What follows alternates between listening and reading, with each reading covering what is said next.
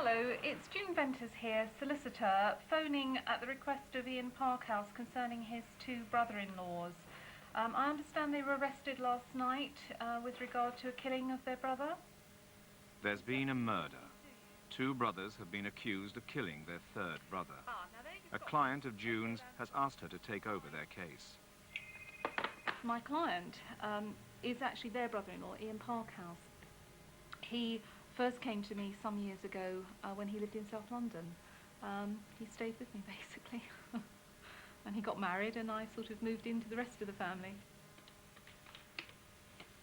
Good morning. Can I speak to Inspector Sherry, please? Please. I'm solicitor representing Manjinder Jagra and Santinder Jagra. After the chaos of the night before, Ian Parkhouse has little information to give June. She urgently needs to find out what has happened.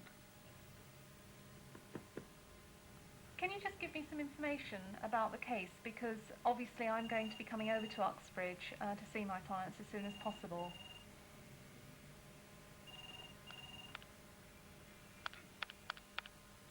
Is Inspector Sherry dealing with the investigation? No, these... Right. Okay. Are you able to give me sort of the name of an investigating officer? I've now been on the telephone for an hour and I haven't yet managed to find an officer that can give me any detail whatsoever about this case. The solicitor was called out late last night. There's been a stabbing at a petrol station somewhere in the Uxbridge area. She says that it was basically a gang of people. They were all Sikhs involved. She doesn't think that there's any racial involvement at all. And apparently the deceased was murdered by a stabbing to his arm. Ishin, I've got a problem. I'm supposed to be custody duty solicitor this morning at Camberwell. Custody's tomorrow, June, isn't it? And today. Now, it looks like I'm going to be going over to Uxbridge. Are you able to do the duty today for me? 9 people are being questioned by police in West London following the death of a man in Southall. 28-year-old Harminder Singh Jagra was taken to Hillingdon Hospital with stab wounds. He died there 2 hours later. Are they actually in custody with you? They are. Well, look, if you wouldn't mind, if I have a word with them. Manjinder, I'm going to be coming over to the police station fairly soon because I think I need to talk to you, obviously. I'm not going to go into any detail with you on the telephone whatsoever. All right, you realise that you're in the custody suite where there's a number of police officers. There's no privacy whatsoever, and I therefore don't want to talk to you in any detail. So the purpose of me talking to you is just to let you know that I'm here, that I'm dealing with your case, and I will be with you as soon as I possibly can this morning, as long as it takes me to drive over. Don't obviously say anything until I get there to the police. Whether or not they had anything to do with the actual stabbing, the police are also investigating a subsidiary type of offence within a fray, which is a very serious Public Order Act offence. So it may well be that they will have more to do with that than the actual killing itself.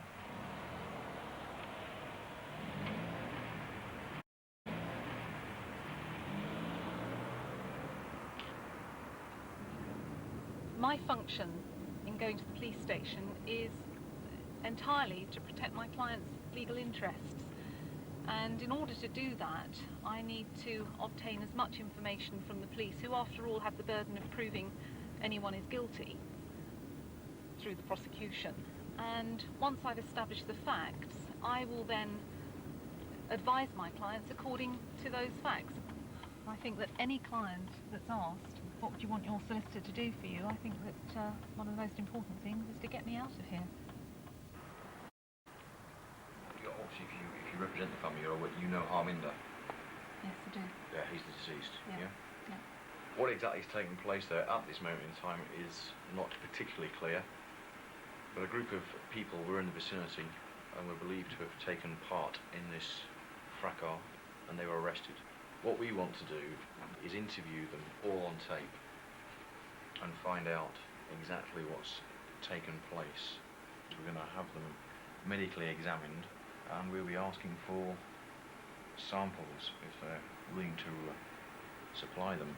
You say that there was a large fracas. I mean, Yeah. can you tell me what it consisted of? We have estimates of between 15 and 40 people being involved. We would wish to establish if any of your clients had any weapons of any sort. Have you got any witness statements at all? Not at the moment. Oh, I beg your pardon, we have got witness statements with a very small number. Are you prepared to let me see those? That's something that I wouldn't prepare to do at this stage. What my concern is that we're going in towards 13, 14 hours. Yes, so that's our The concern clock too. That's our is concern ticking. too. I can't see what's actually being done so far as gathering evidence in that 12 hours. Well, the way and how we conduct our investigation isn't really for you to criticise. These things take a long time. We've got 9 prisoners. Yeah, but obviously I'm concerned because I've got 2 clients who are suspects, but at the same time they've just lost their brother. If it turns out they're not going to be charged with anything, then they're sitting in a cell, grief-stricken. The police, as you heard, have given me some information, but I'm not necessarily satisfied that I've got all the information at this stage that I require. I believe that the officer has information he's not telling me about. I asked him, was he prepared for me to see those witness statements, and he said no. Clearly, unless I know what the evidence is, and those witnesses' statements may be evidential, I'm not really in a very strong position so far as advising my client is concerned. So I'm really considering at this stage whether my clients should be saying anything or not. I'm sure the police do see defence solicitors as an enemy, because perhaps they see themselves as having caught a person that they believe has committed a crime, and then I walk into the police station and use my best efforts to get that person off. But I think that really we are dealing with the law here, and that's what we are there to ensure is being operated properly. Outside is Lucky and your dad and Ian. Your mum's at home with Cominda. First of all, do you understand why you've been arrested? Yeah, they did a brief. Okay, can you tell me what they've actually said to you? They said because it was a murder took place, that they needed to gather everyone round, so they could gather some evidence and try and find out who done it. Okay. The police are wanting to interview you to find out exactly what's taken place, and then they're going to ask for you to be medically examined. Now, by that, they're going to be asking you to give certain samples, and that will be blood, head hair, and scrapings from nails. Okay? I'm going to have to advise you at this stage whether or not you should be saying anything in interview, and also whether or not you should be giving any samples. Right, okay. Now, from the evidence that I've gone through with the officer, he's given me no details of where you were when he arrested you. He's given me no details of what involvement you had with the person that had been killed. He's given me very little details other than to say that you're believed to have been part of a large fracas. Now, I'm not satisfied with that information, and I think that at this moment in time, bearing in mind it's up to the police to prove their case, it's not for us to help them, all right? Yeah. I'm not satisfied that they've even got reasonable grounds for considering taking samples at this stage. So my advice to you is that I think you could legitimately refuse to give a blood sample if you wanted to refuse. You've been here 13 hours, you are in a serious situation, and I'm here in your corner. I am here to make sure that everything that happens to you is within the law and that you're treated fairly and properly. Okay? All we know is my brother was murdered last night. We all went to help him. All the people who went to help him have been arrested. So we're grieving for him, trying to get the others out of police cells. Nobody seems to have been arrested that might have committed this. And all I can see is a great big police balls up. Sorry to use that language. That's what I can see. How did you hear that there'd been some trouble last night? Because it's only around the corner from where we live. We got a phone call, we went there. So none of the women got arrested. The mother didn't get arrested, she was there comforting her son. Sisters didn't get arrested, but all the boys did. All the lads. June must also advise Manjinder, the second brother. One thing I would say to you, which I haven't said to your brother, but I will say to him when I see him again, if we do decide that you're going to make a no-comment interview, it's extremely difficult when you have two professionally trained police officers questioning you in a situation where you've already been in a cell for in excess of 14 hours. The temptation is to say something, okay? It's easier to talk than not to talk in lots of situations. What I would say to you is, when I say no comment, I mean no comment. If you feel, oh, I really need to think about this, or I really like to have a break to talk to my solicitor, you are perfectly entitled to do that. After the interview, they will decide whether to let us go today or... It's very, at the moment, it's very uncertain how long you're going to be here. The police have up to 24 hours that they can keep you in this situation. After 24 hours, they can ask a superintendent to authorise that you be allowed to stay here for a further 12 hours. After that time has expired, which is 36 hours, they would have to take you to court to get further permission. Okay, we're a long way from that yet, but so far you've been here 14, 15 hours, and there's not been a lot of action from your department so far as the police are concerned, so I don't know how long this investigation is going to take.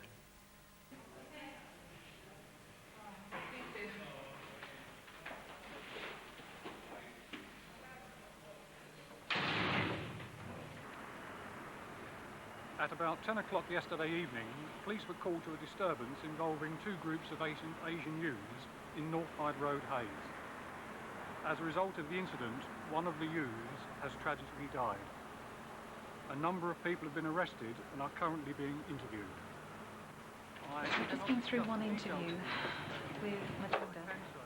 I've advised him to make a no-comment interview because the police have not given me sufficient information for your brother to actually give any explanation whatsoever.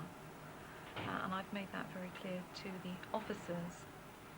All that I know from the police is that Harminder died on a forecourt of a petrol station, and that Manjinder was at that forecourt with a number of other people at the time.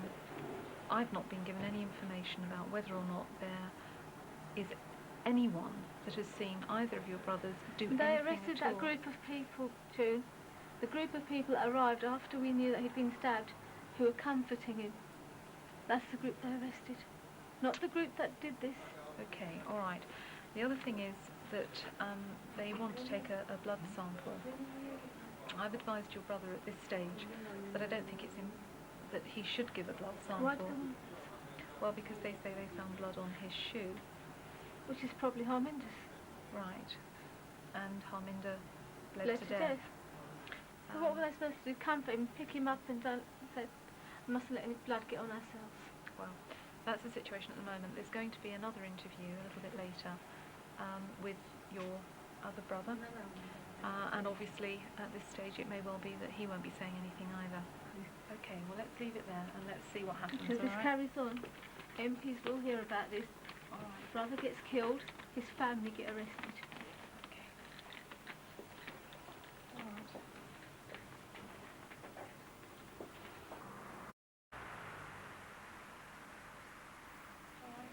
I've been told that they're going to be releasing both of them with no charges, and they'll be released officially with no further action. What that means is that if there's any further evidence that emerges, it's always open to the police to rearrest, providing they've got sufficient evidence to do so. And that's what I've been told. So I'm expecting them to be brought out within the next 10 to 15 minutes. They're just having their fingerprints taken, which is, I think it's been a success today from our point of view. I don't think the clients will be charged with anything at the end of the day. I'm fairly sure of that. I've heard nothing to suspect that they have any real evidence against them.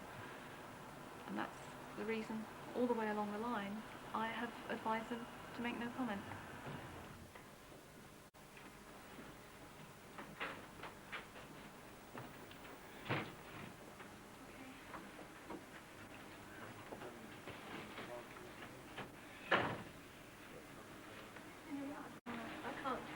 anything.